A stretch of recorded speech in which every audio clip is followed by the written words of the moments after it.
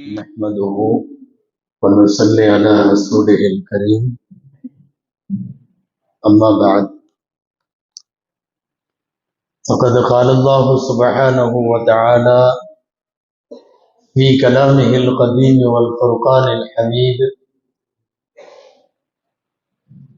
أعوذ بالله من الشيطان الرجيم بسم الله الرحمن الرحيم والذين يصلون ما أمر الله به أن يوصل ويخشون ربهم ويخافون سوء الحساب صدق الله العظيم وقال رسول الله صلى الله عليه وسلم من أحب أن يبسط له في رزقه وأن ينسى له في عمره فليصل رحمه صدق رسول الله صلى الله عليه وسلم அளவற்ற அருளாளனும் நிகரற்ற அன்புடையவனுமாகிய எல்லாம் வல்ல அல்லாஹுவின் பெயரால் துவங்குகிறேன். அருமைநாயகம் முஹம்மது ரசூலுல்லாஹ் ஸல்லல்லாஹு அலைஹி வஸல்லம் அவர்களின் மீதும் நற்பாக்கியங்கள் நிறைந்த அவர்களுடைய உம்மத்தின் மீதும் குறிப்பாக இந்த மஜ்லிஸிலே வீற்றிருக்கிற நம் அனைவர் மீதும் எல்லாம் வல்ல அல்லாஹுவின் நல்லருள் என்றென்றும் நிறைவாக உண்டாவதாக. ஆமீன்.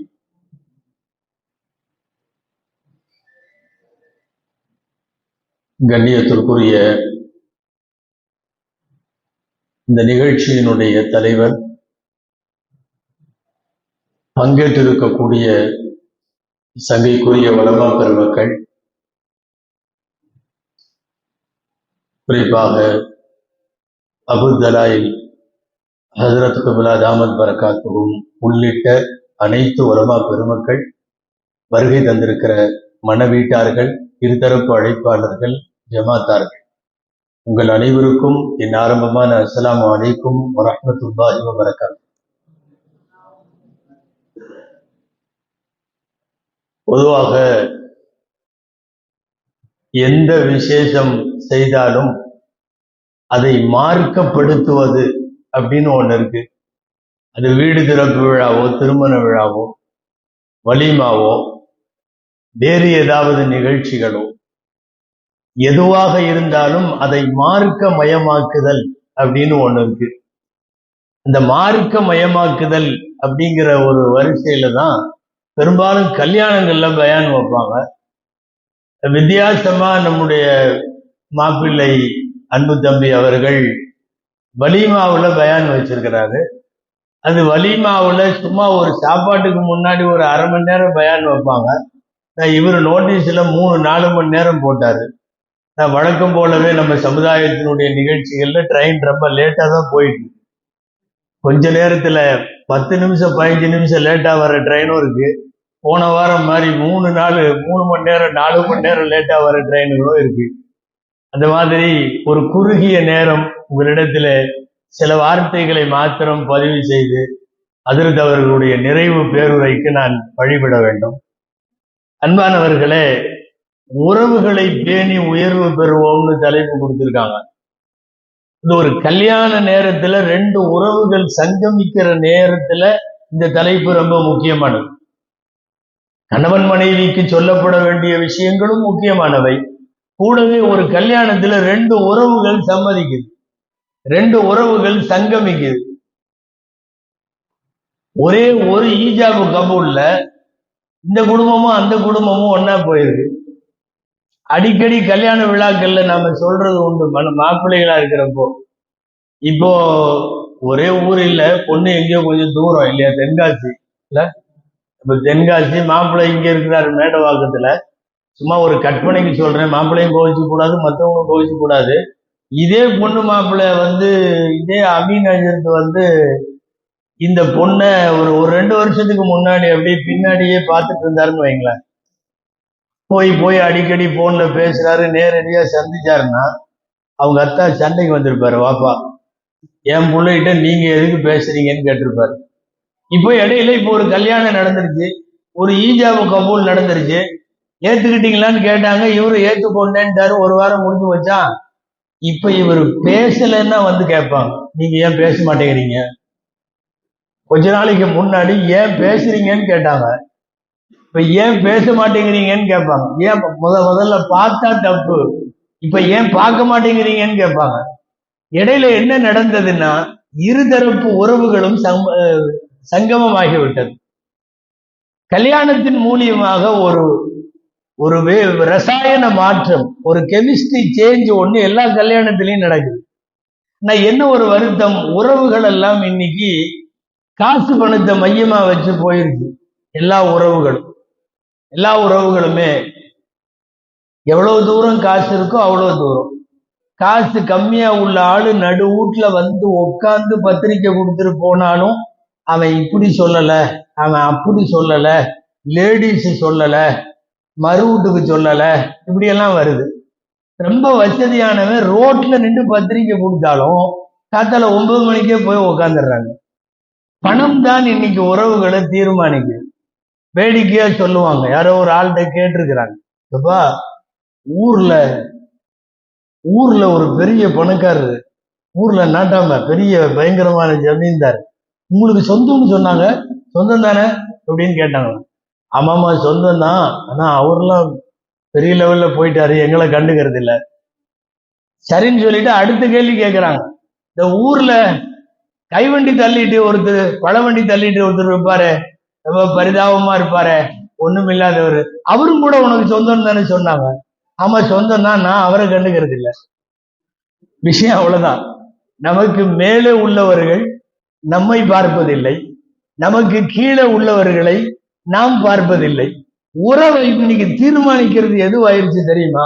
காசு பணம் உறவை தீர்மானிக்கிறது. ஆனால் காசு பணம் உறவை தீர்மானிக்க கூடாது. இது ஒரு கல்யாண மஜ்லிஸ், வலிமா மஜ்லிஸ்ங்கிறதுனால சொல்றேன். நபி ஸல்லல்லாஹு அலைஹி வஸல்லமுடைய திருமணத்திலேயே இந்த தகவல் பேசப்பட்டது. எந்த தகவல்? காசு ஆகாது, காசை வச்சு உறவுகள் கிடையாதுங்கிறது பேசப்பட்டது.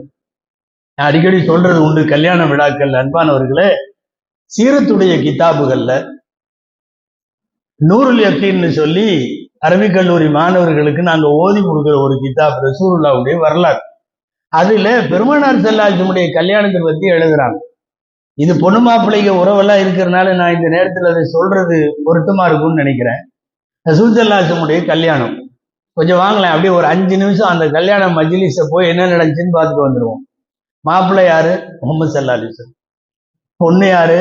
ஹதீஜா பின்த் ஹுவைலித் ரலியல்லாஹு அன்ஹா. அந்த காலத்துல எல்லாம் இந்த மாதிரி ஈஜாபு, கபூலு, நிக்கா, குத்துபா, துவா, வலிமா ஒண்ணுமே கிடையாது. என்ன பண்ணுவாங்க அப்படின்னா, ஒரு மஜ்லிஸ்ல ஒண்ணு கூடுவாங்க. கூடி பொண்ணு வீட்டு சார்பா ஒருத்தர் எந்திரிப்பாரு. யாராவது ஒருத்தர் வயசான பெரியவர் இருப்பார்ல, அவர் எந்திரிப்பாரு. எந்திரிச்சு எங்க பொண்ணு அப்படி, எங்க பொண்ணு இப்படி, எங்க பொண்ணு அதாக்கும் இதாக்குன்னு என்னென்னமோ சொல்லுவாரு. சொல்லிட்டு இந்த பொண்ணை நாங்க தர்றோம் பாரு. மாப்பிள்ளை சார்பா ஒருத்தர் எந்திரிப்பாங்க, வயசான பெரியவங்க. அவங்க எந்திரிச்சு எங்க பையன் அப்படி, எங்க பையன் இப்படி அப்படின்னு சொல்லி அவரு நிறைய சொல்லுவார். இப்போ எல்லாரும் ஒரு திண்ணையில ஒண்ணு கூடியிருந்தாங்க மக்காவுல. ஹதீஜா அம்மா சார்பா பேசுறதுக்கு இந்த வரகா அப்படின்னு ஒருத்தர் பழைய மத புத்தகங்களை எல்லாம் படித்த பண்டிதர். புகாரி ஷரீஃபினுடைய ஆரம்ப பாடத்திலேயே இவர் பேரெல்லாம் வருது, முதல் பேஜிலேயே. வரகா ஹதீஜா ரலியல்லாஹு அன்ஹாவுக்கு சொந்தம். அந்த குடும்பத்துல ஃபேமிலியில அவர் தான் பெரியவர். அவரு எந்திரிச்சு நின்று பேசினார். ஃபர்ஸ்ட் இவ்வளவுதான் கல்யாணம். ஒருத்தர் பேசுவாங்க, அவங்க ஒருத்தர் சொல்லுவாங்க. பொண்ணை பத்தி இவரு சொல்லணும், மாப்பிள்ளை பத்தி அவங்க சொல்லணும், அவ்வளவுதான். கை கொடுத்து வாழ்த்து சொல்லி கிளம்பிடுவாங்க. அதிகபட்சமா பேரிச்சம்பழம் இதெல்லாம் முடிஞ்சு போயிடும்னு வைங்களேன். அப்போ வரக்கா எந்திரிச்சு பேசுறப்ப சொன்னாரு, எங்க வீட்டு பொண்ணு ஹதீஜா பின்த் ஹுவைலித் ஏற்கனவே இந்த மாதிரி கல்யாணம் ஆயிருந்தது, அபூஹாலா என்பவரோடு திருமணமாச்சு, அதீக் என்ற ஒரு கணவரோடு திருமணமாச்சு. இப்போதைக்கு அந்த பெண் திருமணம் ஆகாத விதவை பெண்ணாக இருந்தார்கள். முகமது அவர்கள் பெண் கேட்டு வந்திருக்கிறார்கள். நாங்கள் அவர்களுக்கு பெண் கொடுக்க இருக்கிறோம். உங்களுக்கெல்லாம் தெரியும், எங்க பொண்ணு இந்த பகுதியிலேயே ஆகப்பெரிய பணக்கார பெண், இந்த பகுதியிலேயே மிகப்பெரிய தொழில் வளம், செல்வ வளம் எல்லாம் உள்ள பெண். அப்படின்னு மாறி மாறி மாறி கதீஜா அம்மாவை பத்தி சொல்றதுக்கு எத்தனையோ இருந்திருக்கலாம். இது என்னமோ தெரியல, அந்த வரக்கா திரும்ப திரும்ப நிறைய காசு இருக்குதுன்னே சொல்லிட்டு வந்தார். அப்பவே முடிவு பண்ணியிருந்தாங்க, ஸல்லல்லாஹு அலைஹி வஸல்லம் சார்பா எந்திரிச்சு பேச போறது அவர்களுடைய தந்தையர் அபூ தாலிப் அவர்கள். அவங்க தான் எஞ்சி பேச போறாங்க. அப்ப எந்திரிச்சு முகமது ஸல்லல்லாஹு அலைஹி வஸல்லம் என்கிற மாப்பிள்ளையை பற்றி அறிமுகமாக அபூ தாலிப் அவர்கள் ஆற்றிய உரையின் வார்த்தைகள் இன்னைக்கும் நமக்கு வரலாற்று நூல்கள்ல இருக்கு. என்ன பேசுறாங்க தெரியுமா? எந்திரிச்சு, உங்களுக்கெல்லாம் தெரியும், இங்க இருக்கிற மாப்பிள்ளை முஹம்மது அவங்க வந்து நீங்களெல்லாம் சேர்ந்து அல்லமீன் என்று பட்டம் கொடுத்திருக்கிறீர்கள், நம்பிக்கையாளர். இந்த மாப்பிள்ளையும் அமீன் தானவா? நீங்களெல்லாம் சேர்ந்து அஸ்தாதிக், நீங்களெல்லாம் சேர்ந்து உண்மையாளர் அப்படின்னு பட்டம் கொடுத்திருக்கீங்க. அப்படிப்பட்ட குணத்துல தங்கமானவர் எங்க பையன். இதை மட்டும் சொன்னா பத்தாது, நிறைய காசு இருக்குதுன்னு தம்பட்டம் அடிச்சுட்டு போயிருக்காரு அவரு. யாரு? இந்த வரக்காங்கிறவர். அவர் தலையிலையும் ஒண்ணு வைக்கணும் அப்படின்னு இவங்க அபூ தாலிப் நினைச்சிருக்கிறாங்க. அப்ப அந்த குத்பாவுடைய வாக்கியத்துல இந்த வாக்கியம் வருது,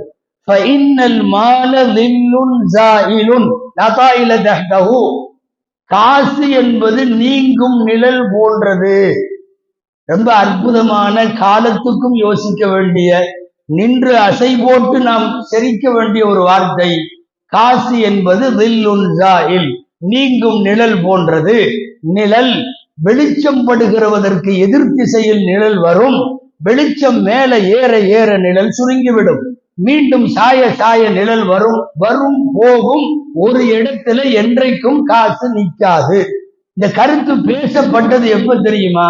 பெருமான் ஸல்லல்லாஹு அலைஹி வஸல்லமினுடைய முதல் மணவிழாவின் போது. காசை வைத்து உறவு அல்ல என்கிற இந்த கான்செப்ட் ரசூலுடைய திருமணத்திலே அது பேசப்பட்டிருக்கிறது, நிரூபணம் செய்யப்பட்டிருக்கிறது. இன்றைக்கும் அந்த குத்துபா அப்படியே பதிவாகி இருக்கிறது. கல்யாணத்தில் பேசப்பட்டது, காசை வச்சு தயவு செய்து உறவுகள் இல்லை. எல்லா உறவுகளையும் பேண வேண்டும். உறவுகள் பல்வேறு வகை. இரத்த வழி சொந்தங்கள் உண்டு, திருமண வழி சொந்தங்கள் உண்டு, அண்டை வீட்டார் போல், பக்கத்து கடையை போல், பக்கத்து ஆபீஸ் போல், அடுத்த குடியிருப்பு போல், இவங்கெல்லாம் அண்டை இதுல வரும். இவர்களெல்லாம் உண்டு. ஒட்டுமொத்த உலகம் முழுக்க வாழுகிற காபிர்கள் உட்பட அல்லாஹ்வின் படைப்புகள் அனைத்தும் சொந்தம் என்று ஒன்று உண்டு. இந்த எல்லா சொந்தங்களோடும் இணக்கமாக வாழ்ந்து உறவு முறை பேணுபவனுக்கு பெயர்தான் உண்மையான மோமின். ஹதீஸ் நபி ஸல்லல்லாஹு அலைஹி வஸல்லம் சொன்னார்கள், பிரபலமா நீங்க கேள்விப்பட்ட ஹதீஸ் தான் இது. ரிஸ்க்ல பரக்கத்து வேணும்னா, விசாலமான ரிஸ்க் வேணும்னா, ஆயுள் அதிகமாகணும்னா, இந்த ரெண்டுலையும், இந்த ரெண்டும் வேணும்னா நீங்க சொந்தங்களை சேர்ந்து வாழுங்கள். யாரா இருந்தாலும் சரி. இன்னைக்கு கையிலேயே நிக்கிறது இல்ல அப்படின்னு சொல்றவங்களை விசாரிச்சு பாருங்க, சொந்தக்காரங்கள்ட்ட சண்டையா இருப்பாரு. நீண்ட ஆயுளுக்கான வழியும் அதிகமான செல்வ வளத்திற்கான வழியும் ரசூல் ஸல்லல்லாஹு அலைஹி வஸல்லம் சொல்லுவது, உறவுகளை பேணினால் இந்த ரெண்டும் கிடைக்கும். அல் பரக்கத்து ஃபில் ரிஸ்க், அல் பரக்கத்து ஃபில் உமுர். ரிஸ்கிலே பரக்கத், ஆயுளிலே பரக்கத். இந்த ரெண்டு பரக்கத்தும் வேண்டுமானால் அவர்கள் உறவுகளை சேர்ந்து வாழ வேண்டும். அதாவது மேல ஒரு லவ்ஹுல் மஹ்ஃபூதுன்னு ஒரு விதிகளின் பதிவேடு இருக்கும். அது அல்லாஹ் மட்டும்தான் அதை இது பண்ணுவான். மலக்குகள்கிட்ட ஒவ்வொருத்தருடையும் ஒருத்தருக்கு இவ்வளவு ரிஸ்க் அல்லது இந்த வருஷம் இவர் மௌத்தா போகணும் இப்படின்னு எல்லாம் மலக்குகள்கிட்ட பிரிச்சு கொடுத்திருப்பான். அல்லாஹ் அதிலே மாற்றம் செய்வான். உறவுகளை பேணுவது எவ்வளவு தூரமோ அவ்வளவு தூரம் அந்த இறைவன் அந்த பட்டியலிலே மாற்றம் செய்கிறான், விதியிலே திருத்தம் செய்கிறான். நீங்க எடுத்து பார்த்தா அதுல அப்படிதான் போட்டிருக்கும். ட்ரெயின்ல வைகை எக்ஸ்பிரஸ் போட்டு அது சேர்ற டைம் போட்டிருப்பான் 12:30. எதுல? ரயில்வே டைம் டேபிள்ல எடுத்து பார்த்தீங்கன்னா 12:30 இருக்கும். நீங்க நெட்ல அடிச்சு பார்த்து ட்ரெயின் டைம், புறப்படுற டைம், சேர்ற டைம்ல 12:30 இருக்கும். வர்றது 2:15 வரும். என்னன்னா கடைசி நேரத்துல மாத்திருக்காங்க. அங்க ஒரு போர்டு வைப்பான், சாரி ஃபார் த இன்கன்வீனியன்ஸ், இந்த மாதிரி இந்த எண் வண்டி இவ்வளவு நேரம் தாமதமாக வந்திருப்பது பயணிகளின் அசௌகரியத்திற்கு வருந்துகிறோம் அப்படின்னு ஒண்ணு கடைசி நேரத்துல வைப்பான். போட்ட விதி வேற, கடைசி நேரத்தில் மாறுறது வேற. இந்த மாதிரி உள்ள மாற்றங்களை அல்லாஹ் செய்வான். எப்படி செய்வான்னா, நமக்கு ஹதீஸில் சொல்லித் தரப்படக்கூடிய வழிகளின் பிரகாரம் பிரார்த்தனைகள் மாற்றும். அதுக்கு அடுத்தது சதகாக்கள் மாற்றும். ரொம்ப முக்கியமா இந்த ஹதீஸ்ல வர்றது, ரிசுக்கில் அதிகம் வேண்டுமானாலும் ஆயுளில் அதிகம் வேண்டுமானாலும் உறவுகளை சேர்ந்து வாழ வேண்டும். நீண்ட நேரம் உள்ள உரைகள் அல்ல எல்லா உறவுகளையும் பற்றி சொல்லுவதற்கு. ஆனால் சில செய்தி, 1-2 செய்தி மாத்திரம் சொல்லி நான் முடிச்சிருவேன். முக்கியமா எல்லா உறவும் ஒரே மாதிரி இல்லை. இன்னைக்கு உறவை பேன்றதுன்னு சொன்னா சில பேர் நினைச்சுக்கிறாங்க, நம்மள பல பேர் கூட இன்னைக்கெல்லாம் என்ன தெரியுமா, ஊர்ல இருக்கிற அம்மா அத்தாவுக்கு மாசம் 5000 ரூபாய் அனுப்பிச்சிட வேண்டியது, முடிஞ்சு அவ்வளவுதான். இவர் பெற்றோரை பேணி விட்டார், இவர் கொடுத்துட்டார், அவ்வளவுதான், அதோட போச்சு. இல்ல, எவ்வளவு தூரம் முடியுமோ அவ்வளவு தூரம் உடன் வைத்து பராமரிக்க வேண்டும். அதுதான் பெற்றோர்களுடைய உறவு. உடன் வைத்து பராமரித்தல்னு ஒண்ணு இருக்கு. நீ கொண்டு போய் முதியோர் இல்லத்துல விட்டுட்டு மாசம் 10,000 ரூபாய் அனுப்பினாலோ, அல்லது கிராமத்துல உள்ள வீட்டுல வச்சுட்டு கண்டுக்கிறதே இல்லை, வருஷத்துக்கு ஒரு தடவை தான் போறது, 5000 ரூபாய் அனுப்பினாலோ, இதெல்லாம் யோசிக்கணும், நல்லா காப்பாற்றணும்.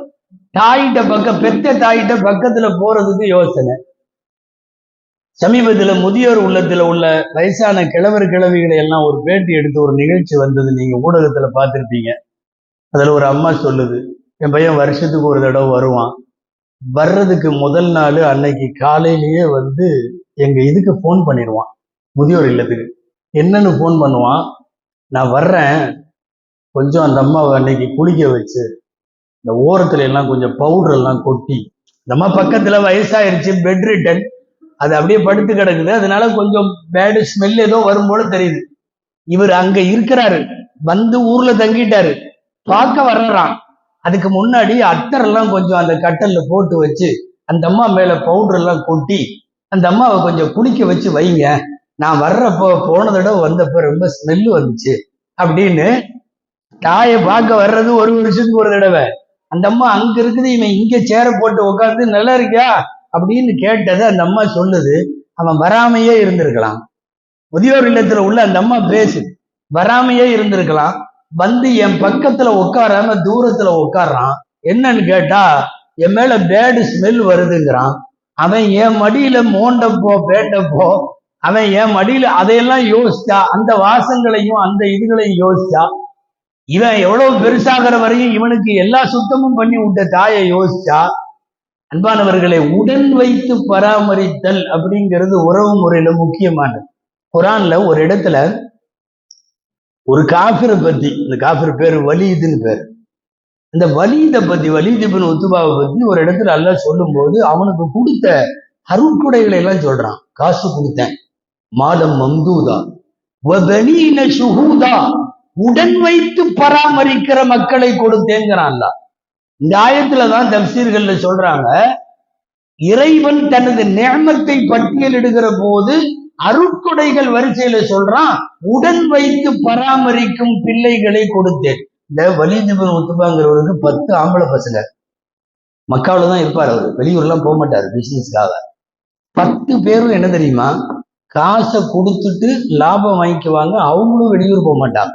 நீங்க கேள்விப்பட்டிருப்பீங்க, ரொம்ப ஃபேமஸான இஸ்லாமிய இராணுவ தளபதி ஹாலித் இப்னு வலீத் எல்லாம் இவங்க மகன் தான். ஹாலித் இப்னு வலீத் ரலியல்லாஹு அன்ஹுடைய தந்தையை பத்தி தான் சொல்றோம். 10 ஆண் மக்கள். அவர் கடைவீதிக்கு வந்தாலும், தாருன் நத்வாவுக்கு வந்தாலும், காபாவுக்கு வந்தாலும் இப்படி வருவாராம். 10 பேரு கூட, எல்லாம் பயங்கரமான ஜாம்பவான்கள் மாதிரி 10 பேர். நடுவுல அவங்க அத்தா நடந்து வருவாராம். இது ஃபேமஸ். வலீது வந்தா 10 பசங்க கூட பாடி கார்டா வருவாங்க. அந்த 10 பேரும் அவங்க தகப்பனார் உயிரோடு இருக்கிற வரையும் பெரும்பாலும் வெளியூர் போக மாட்டாங்க. என்னன்னா, தகப்பனார் கூடவே இருக்கணும். அல்லாஹ்வுடைய வார்த்தை பாருங்க, வலீதுக்கு எக்கச்சக்கமான காசை கொடுத்தேன், மாலம் மம்தூதன் வபரீன ஷுஹூதன், உடன் இருந்து வைத்து பராமரிக்கிற, ஷுஹூதுன்னு அர்த்தம் கூடவே வச்சுக்கிறதுன்னு அர்த்தம். அப்படி உள்ள மக்களை கொடுத்தேன். அப்படி வரிசையா சொல்லிட்டு இவ்வளவு கொடுத்தும் அவன் மோசமானவன், அவன் இறைவனை நிராகரிக்கிறான் எல்லாம் ஆயத்து போகுது. கூட வச்சு பராமரிக்கிறதுன்னு ஒண்ணு இருக்கு. எவ்வளவு தூரம் நம்மால முடியுமோ அதை செய்யணும். தாய்மார்களும் பயான் கேட்டுட்டு இருக்காங்கிறதுனால சொல்றேன், யாரும் கோவிச்சுக்க வேணாம். நவீன காலத்து பெண்களும் மருமகள்களும் வயசானவங்களை வீட்டுல வச்சு பராமரிக்கிறதுக்கு ரொம்ப கஷ்டப்படுறாங்க, யோசிக்கிறாங்க. கூடுமான வரையும் அத்துடணும்னு நினைக்கிறாங்க. அவங்க தனியா இருக்கட்டும்னு நினைக்கிறாங்க. காசை வேணா கொடுத்துடலாமா? உங்க காசு யாரு வேணாலும் கொடுப்பாங்க. தர்ம சிந்தனை உள்ள யார்கிட்ட வேணாலும் வாங்கலாம். மாசம் 5000 ரூபாய இப்போலாம் நிறைய ஜமாத்துகள்ல மாசத்துக்கு தேவையான மளிகை சாமானம் எல்லாம் கொடுக்குறாங்க, வாங்கிட்டு போயிடலாம். நீ பெற்ற மகன், நீ மகள், உடன் வைத்து பராமரிக்குதல்ங்கிறது வேணும். உறவு முறையில இன்னைக்கு ரொம்ப முக்கியம் அது. இன்னைக்கு இதை சுமையா நினைக்கிறாங்க. பயான்களை எல்லாம் சொல்லியிருக்கேன், நீங்க கேட்டிருப்பீங்க.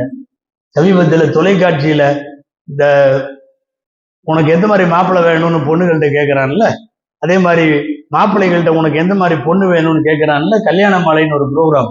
அதுல ஒரு பொண்ணுகிட்ட கேட்கறான், என்னன்னு, உனக்கு எந்த மாதிரி மாப்பிள்ளை வேணும், அவர் இவ்வளவு சம்பாதிக்கணும், அவர் இவ்வளோ இது பண்ணணும், அவர்கிட்ட இந்த கார் வேணும், அவர்கிட்ட இந்த மாதிரி பைக் வேணும், எல்லாம் சொல்லிக்கிட்டே வர்றவோ கடைசியில ஒரு வார்த்தை சொல்றான். ரொம்ப படிச்சவோ, அவளும் 1 லட்சம் ரூபாய் சம்பளம் வாங்குறா, இதுலயோ ஐடி சாப்ட்வேர்ல ஏதோ வேலை செய்யறா போல தெரியுது, புர்காவோட உட்காந்துருக்கா, முகம் திறந்திருக்கிறது. அவன் பேட்டி கேட்கறான். அவன்கிட்ட சொல்றா, இதெல்லாம் வேணும், அது போக அவரு வரும்போது லக்கேஜ் எல்லாம் எடுத்துட்டு வரக்கூடாது அப்படின்னு சொல்றா. அவன் புரியாம கேட்கறான், லக்கேஜ்னா என்னமான்னு. அதான் அவங்க அத்தா, அவங்க அம்மா, யாரு இந்த புள்ள பேசுறா, இது லக்கேஜா, லக்கேஜ் இல்லாம வரணுங்கிறா. அந்த நிகழ்ச்சிக்காரனே வருத்தமா சொல்றான், பெரியவங்க எல்லாம் நவீன காலத்து பெண்கள்கிட்ட லக்கேஜ் ஆயிட்டாங்க, சுமையாகி. லக்கேஜ்னா சுமை தானுங்க. அந்த காலத்துல எல்லாம் ட்ரெயின்ல எழுதியிருப்பான், பார்த்துருப்பீங்களா? இப்ப எடுத்துட்டான் அந்த வாக்கியத்தை, லெஸ் லக்கேஜ் மோர் கம்ஃபர்டபுள் அப்படின்னு எழுதியிருப்பான். சுமையை குறைச்சிட்டா பயணம் லேசா இருக்கும் அப்படின்னு. இன்னைக்கு இருக்கிற இள வயது தம்பதியர்கள் எல்லாமே என்ன நினைக்கிறாங்க தெரியுமா? இவங்க எல்லாம் லக்கேஜ், பெரியவங்க எல்லாம் லக்கேஜ், கூடுமானவரை அவங்க இருக்கக்கூடாது, அவங்க இல்லாம இருக்கணும். தயவு செய்து சொல்லுகிறேன், எவ்வளவு தூரம் பெரியவர்கள் உங்கள் வீடுகளில் இருக்கிறார்களோ அவ்வளவு தூரம் உங்களுடைய வீட்டுக்கே பறக்கத்து. உங்களுடைய வருங்காலம் நல்லா இருக்குமா நல்லா இருக்காதா, நீங்க எவ்வளவு தூரம் பெரியவங்களை பார்க்கிறீங்களோ அதை வச்சு முடிவு செய்யலாம் உங்களுடைய வருங்காலம் எப்படி இருக்கும். அதனால பெரியவர்களை பராமரிப்பு, உறவு முறைன்னு பேச வந்தா நான் முதல்ல இதைத்தான் பேசணும், இதை சொல்லணும். ஒரே ஒரு செய்தி சொல்லி நான் நிறைவுக்கு வருகிறேன். அன்பானவர்களே, உறவு முறையில எல்லா உறவு முறையும் ஒரே மாதிரி இல்லை. சில பேருக்கு காசு தேவைப்படுற மாதிரி உறவு உண்டு, சில பேர்கிட்ட எக்கச்சக்கமா காசு இருக்கும், அங்க காசு கொடுக்கிற உறவு அல்ல. நிறைய இருக்கு வெரைட்டிகள். அறிவாற்றல் உள்ளவர்கள் இருக்காங்க, கொஞ்சம் அறிவு கம்மியானவங்க இருக்காங்க, கைகால் சலாமத்தா நல்லா இருக்கிறவங்க இருக்காங்க. நம்ம சொந்தத்திலேயே சில பேர் படுக்கையோடு ஆனவங்க, கைகால் போனவங்க, வாதம் படிச்சவங்க, பேஷண்ட் ஆனவங்க எல்லாம் இருக்காங்க.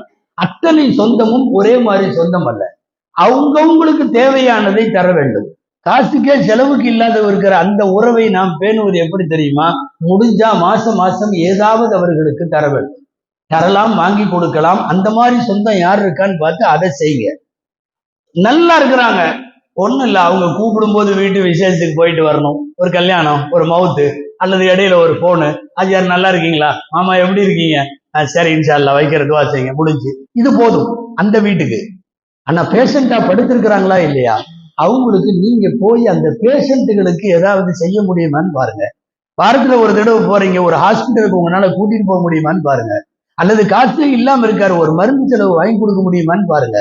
உறவுகள் எல்லாம் ஒரே மாதிரியாக இல்லை, ஒவ்வொரு உறவும் ஒவ்வொரு மாதிரி இருக்கு. இந்த உறவுகளின் தரத்தை பொறுத்து நாம் உறவுகளை பேண வேண்டும். இறுதியாக ஒரு செய்தி, இது கல்யாண நேரம், மாப்பிள்ளை பொண்ணு சேர்றது மட்டுமல்ல, சம்பந்தப்பட்ட உறவினர்கள்லாம் இருக்கிற நேரம்.